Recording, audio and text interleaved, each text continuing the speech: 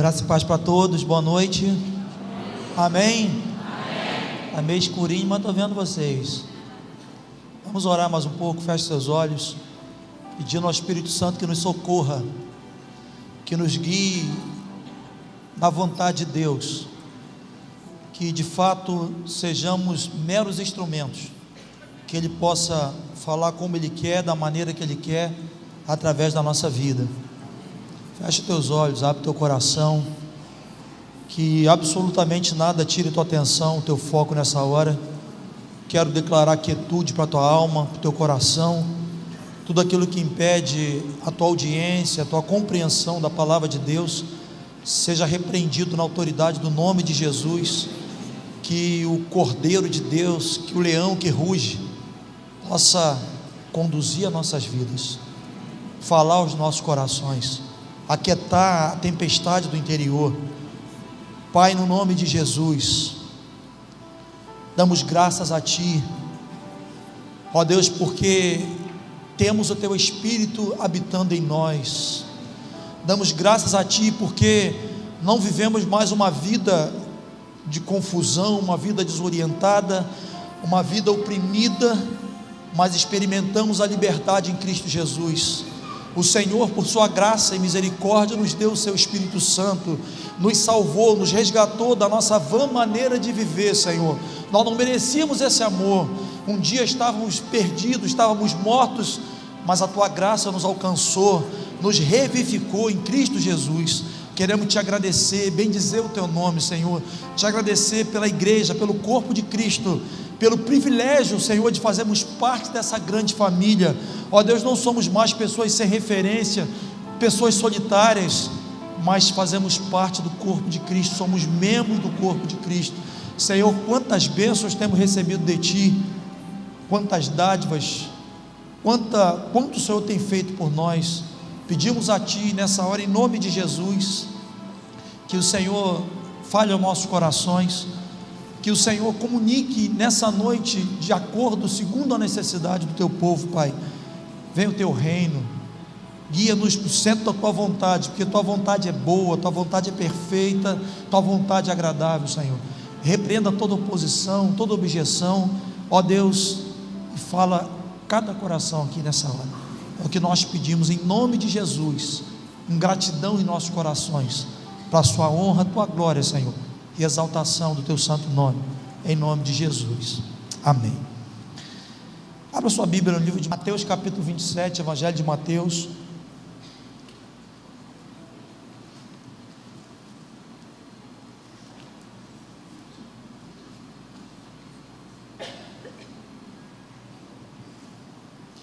Mateus capítulo 27, vamos ler o verso 39 ao 42.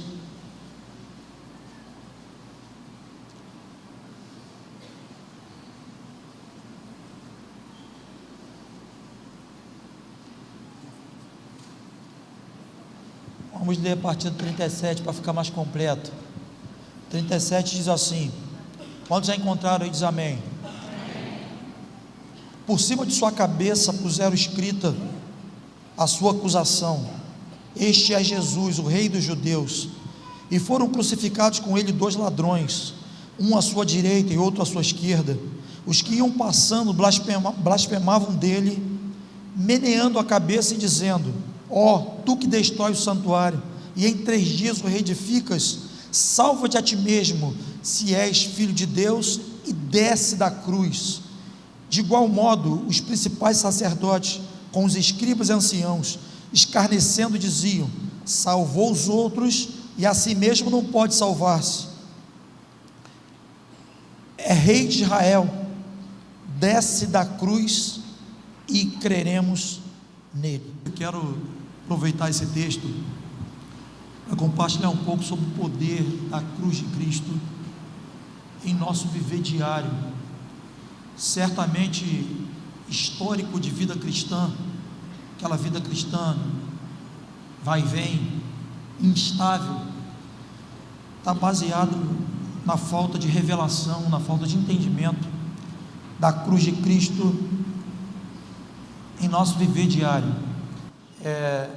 Nós estamos falando sobre aquela vida cristã instável, aquela vida cristã gangorra, na vida que nós infelizmente nos deparamos na caminhada. Muitas das vezes esse quadro, essa condição está relacionado a uma vida que ainda não entendeu, não teve a compreensão da cruz de Cristo em sua vida, ou da revelação que todos nós precisamos ter da aplicação da cruz de Cristo em nossas vidas. Certamente há pessoas que aceitaram, que nós vemos aqui no texto, que a proposta do diabo é procurar convencer, assim como ele fez com Jesus, os filhos de Deus a recusarem a cruz, a terem uma vida cristã fora da cruz, é recusar uma vida crucificada. Infelizmente, essa proposta que o diabo fez a Jesus na cruz, ele tem feito a muitas pessoas, e infelizmente há pessoas que têm aceitado essa proposta e têm recusado, têm saído da cruz, têm recusado o plano de Deus para suas vidas, ou seja, têm voltado a viver os seus próprios interesses, têm voltado a viver aquela vida de autorrealização, retomaram os direitos que já haviam sido entregues a Cristo. E certamente o que o diabo tentou fazer com Jesus na cruz é o que ele tem usado atualmente para fazer com que os cristãos tenham uma vida vazia, uma vida sem a essência de Deus. E o que nós vemos aqui nesse texto é o momento da crucificação de Jesus, um momento angustiante, um momento de sofrimento.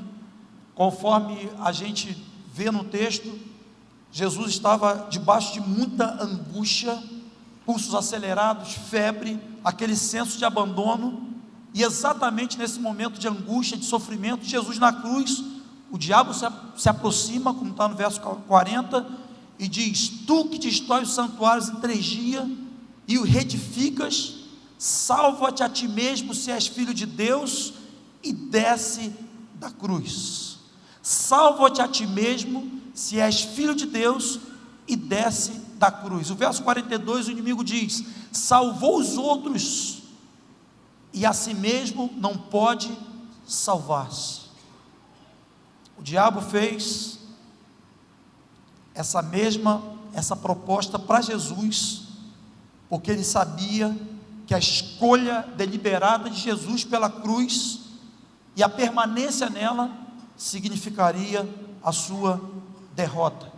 Lucas, capítulo 23, 35, o texto diz que as autoridades do povo e os soldados sugeriram a mesma coisa para Jesus, dizendo para ele: salva-te a ti mesmo e desce da cruz. Mateus capítulo 4, verso 9, na tentação de Jesus no deserto, o diabo propôs a Jesus para adorá-lo em troca de autorrealização. Ele disse: eu te dou toda a glória do mundo se tu prostrado me adorares. E quanta gente tem aceito essa proposta, quanta gente tem aberto mão de uma vida com Deus, de uma vida de compromisso com Deus, por um momento de autorrealização, tem trocado a presença de Deus, a glória de Deus, pelo prazer passageiro, pelo prazer efêmero desse mundo. Jesus, ele, no momento com Pedro, texto todos nós conhecemos, Jesus começou a falar com Pedro sobre a necessidade dele ir à cruz, a necessidade dele morrer e ressuscitar, de cumprir a sua missão. E Pedro reagiu automaticamente dizendo: Jesus, isso de forma alguma te acontecerá. Jesus, não vá para a cruz. Jesus, não aceita essa proposta, não morra na cruz. E Jesus reagiu prontamente, uma resposta que todos nós conhecemos, quando Jesus disse para Pedro: arreda-te, Satanás, tu és para mim pedra de tropeço, porque tu não cogitas as coisas de Deus, mas cogita as coisas do homem. Então nós vemos nas Escrituras, em vários registros das Escrituras, o diabo trabalhando para que Jesus não fosse para a cruz. O inimigo é o mesmo, aquele que tentou com todas as formas impedir com que Jesus fosse para a cruz, é o mesmo que atua em nossas vidas, é o mesmo que procura de alguma forma nos convencer a não vivermos uma vida crucificada, não vivemos uma vida de renúncia para o nosso ego, não vivemos uma vida de renúncia para a nossa vontade. E à medida que nós não renunciamos à nossa vontade, à medida que nós não escolhemos deliberadamente a cruz, certamente nós não vamos experimentar o poder da ressurreição, certamente nós não seremos revestidos de Cristo. Há um lugar, um único lugar de poder sobre Satanás, e esse lugar é a cruz de Cristo. Foi na cruz que Jesus venceu, e é com uma vida crucificada, com uma vida de renúncia para o nosso ego, de renúncia para nossas vontades, é que nós também vamos prevalecer sobre nossos inimigos. Por isso que Jesus disse claramente para os seus discípulos: se o grão de trigo, João 12, 24, se o grão de trigo cair na terra, não morrer, ele vai ficar só, mas se ele morrer, ele vai dar muito fruto. Mateus 10, 38, Jesus também disse: quem não toma a sua cruz e vem após mim, não pode ser meu discípulo. Quem não assume deliberadamente a morte para o ego, a morte para as suas vontades, esse não pode seguir Jesus, não pode ser discípulo de Jesus. Marcos 8, 34, Jesus também disse: se alguém quer vir após mim, negue-se a si mesmo, tome a sua cruz e siga. Não devemos nos enganar. A mesma proposta que o inimigo fez para o Filho de Deus, para Jesus Cristo, ele tem feito hoje. Ele tenta de todas as formas fazer com que vivamos uma vida cristã baseada nas nossas próprias vontades. Ele tenta com todas as forças fazer com que vivamos uma vida cristã sem renúncia, uma vida cristã onde não se paga um preço. Aquele que quer ser discípulo de Jesus, o texto diz que deve negar a si mesmo, tomar a sua cruz e segui-lo. Não é possível uma vida cristã de vitória, uma vida cristã bem-sucedida, quando nós não declaramos a morte do nosso ego, quando nós não declaramos a morte da nossa própria vontade. Uma vida crucificada não é o que muita gente pensa. Tem gente que pensa que uma vida crucificada é como levar um problema inevitável. A gente ouve às vezes aquele discurso: não, isso aí é a minha cruz, eu tenho que, esse problema é inevitável, é como uma sina, é minha cruz. Uma vida crucificada é muito mais do que isso. Uma vida na cruz é essa capacidade consciente de negarmos a nós mesmos, de negarmos a nossa própria vontade, para vivermos a vontade de Deus. Uma vida crucificada é uma escolha deliberada. Eu escolho conscientemente negar a minha vontade, negar os meus planos, negar os meus projetos e viver na prática a vontade de Deus, como disse o apóstolo Paulo em Gálatas 2:20: não mais vivo eu, Cristo vive em mim. Não é mais a minha vida, não é mais a minha vontade, não é mais o que eu acho, não é mais o que eu penso, mas nós escolhemos conscientemente negar nossos planos, nossos projetos e viver a vontade de Deus. É quando escolhemos abrir mão da nossa própria justiça, escolhemos abrir mão da autocompaixão, da autodefesa. Uma vida na cruz é rejeitar o interesse próprio, é não ter nada no qual se apegar, é vivermos exclusivamente nele e para ele. renunciar tudo aquilo que temos, tudo aquilo que somos, para que o Senhor se manifeste através da nossa vida. Precisamos crer que na cruz Jesus Cristo foi o nosso substituto. 1 Pedro 2:24 diz que Ele carregou no madeiro nossos pecados, para que mortos para o pecado vivamos para a justiça. Jesus na cruz, Ele foi o nosso substituto, e nós precisamos olhar para Ele como o nosso modelo, um Filho de Deus, o Verbo que se fez carne, veio habitar entre nós, o Filho de Deus que se esvaziou, como diz as Escrituras, se esvaziou, assumiu a forma de homem, pisou nessa terra, veio ao nosso nível, para nos salvar dos pecados, para nos redimir, para nos dar a vida eterna. E nós jamais conseguiremos viver uma vida de vitória, viver uma vida na presença de Deus, uma vida realmente que faz a diferença, uma vida virtuosa, espiritualmente falando, se não fazermos morrer a nossa natureza terrena.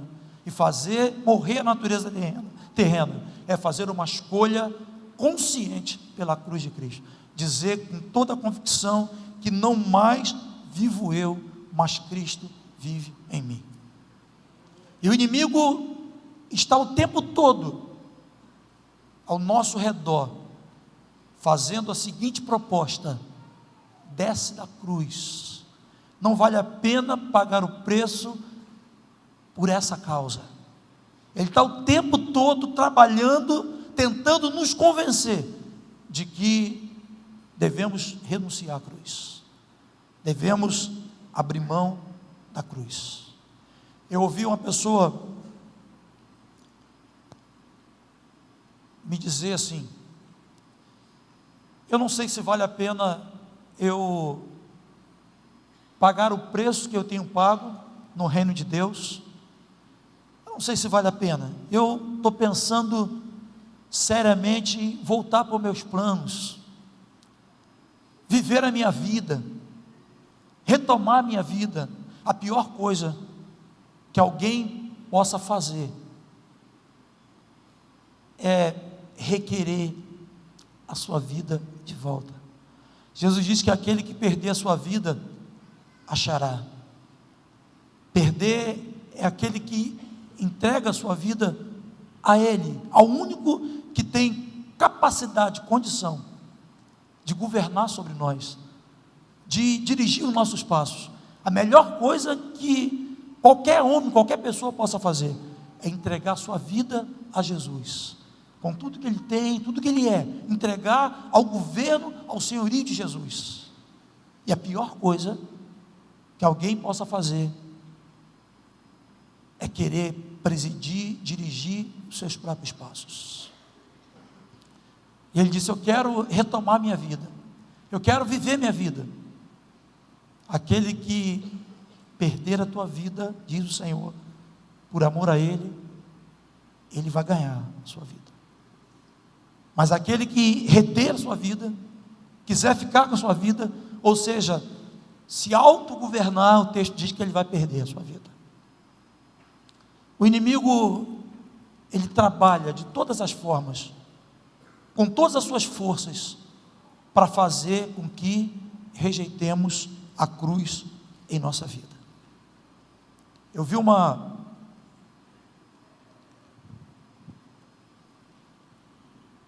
experiência, uma pergunta que fizeram ao Tozer, ao W. Tozer. E a pergunta que fizeram para ele foi a seguinte: o que significa ser crucificado?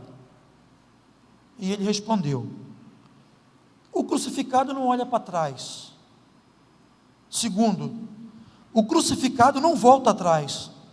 Terceiro, o crucificado não possui planos próprios para o futuro. Então, alguém que tem uma vida realmente crucificada, uma vida morta para suas vontades, para o seu ego, essa pessoa não olha para trás, ela segue para o alvo da soberana vocação de Deus em Cristo Jesus. Ela tem um propósito firme, não olha para trás. Uma pessoa crucificada, ela não volta atrás também. Uma vez que ela não olha para trás, ela também não volta atrás, não há retrocesso. A Bíblia diz que o Senhor não tem prazer na vida daquele que retrocede.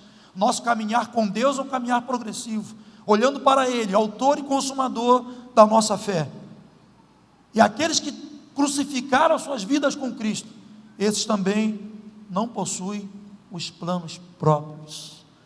Nossos planos são os planos dele, nossa vontade é a vontade dele, como Jesus ensinou também no momento da sua crucificação, quando ele, debaixo daquela agonia, sofrimento, ele disse: Senhor, se possível, passa de mim esse cálice, mas que não seja feita a minha vontade, que prevaleça, que seja feita a tua vontade. Esse deve ser o exemplo, o modelo que todos nós devemos seguir, naquele momento de dor, naquele momento de pressão, onde nós somos assediados com toda a força pelo inimigo, para retroceder, para dizer não, para retomar aquele estilo de vida que tínhamos antes.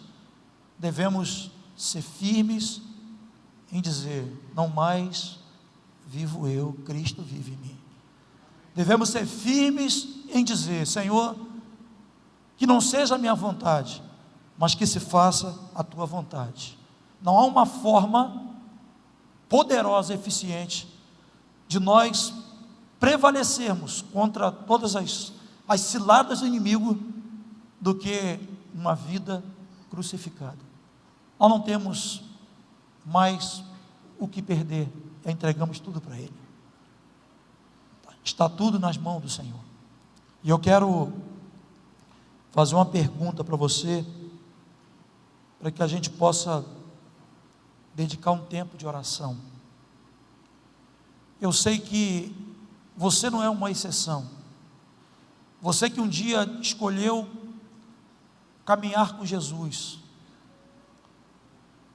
Você que um dia tomou uma decisão de seguir a Cristo, de renunciar à sua vontade, de dizer não para uma vida no ego e dizer sim para uma vida em Cristo. Certamente você nesses dias tem ouvido essa voz: desce da cruz, retrocede, não vale a pena, você é tão jovem, tem tanto plano pela frente. Tem pessoas que pensam que caminhar com Cristo, ser um cristão, um discípulo de Jesus, é desperdiçar a vida. Às vezes a gente está evangelizando e apresenta Jesus às pessoas, e às vezes tem aquelas respostas: eu sou muito novo, esperar aí, mais para frente eu faço essa decisão. Como se escolher caminhar com Cristo, sendo novo, é desperdiçar a vida. Olha que mentira. Quem produziu essa mentira? Caminhar com Jesus, escolher Jesus como Senhor e Salvador, dizer no mundo espiritual que nós não queremos viver segundo a nossa vontade, mas segundo a vontade de Deus, é a melhor decisão que alguém possa tomar. Melhor decisão que alguém pode fazer na sua vida: entregar ao Senhor o leme da sua vida. Então às vezes nós ouvimos as pessoas dizer: não, eu sou muito novo para fazer essa decisão. Caminhar com Jesus, dizer não para uma vida pautada no ego, é a melhor coisa que o homem pode fazer. Você que está caminhando com Jesus, eu sei que você tem ouvido essa voz: desce da cruz, desce daí, retrocede. Mas eu quero dizer para você, no nome de Jesus: persevera no Senhor, persevera, diz não para as tuas vontades, diz não para o teu ego, como Jesus disse: Pai, se possível, aparta de mim esse cálice, mas que não seja feito a minha vontade, mas que seja feita a tua vontade. Venha a nós o teu reino, seja feita a tua vontade. Porque a vontade de Deus, ela é boa. A vontade de Deus, ela é perfeita. A vontade de Deus, ela é agradável. Não tem como nós seguirmos a Jesus com uma vida cheia da nossa própria vontade. Não tem como termos um relacionamento com Deus, um desfrute daquilo que Jesus tem para fazer em nossa vida, enquanto nós estivermos vivendo no ego, vivendo na nossa própria vontade. Até onde a cruz e o poder de Deus tem afetado sua vida? Como você tem vivido? Dirigido pela tua própria vontade, pelo teu ego? Ou você tem vivido uma vida dirigida pelo Espírito Santo?